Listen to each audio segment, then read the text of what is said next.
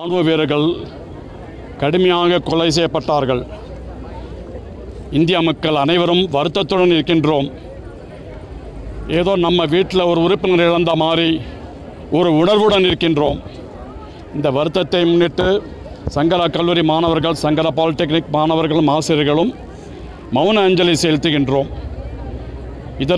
இதற்கு நமது பாரத பிரதமர் மோடி அவர்கள் கூடிய சீக்கிரம் பதிலடி கொடுக்குமாறு அந்த எல்லா ஆண்டவனை வேண்டிக் கொள்கிறோம். வணக்கம்.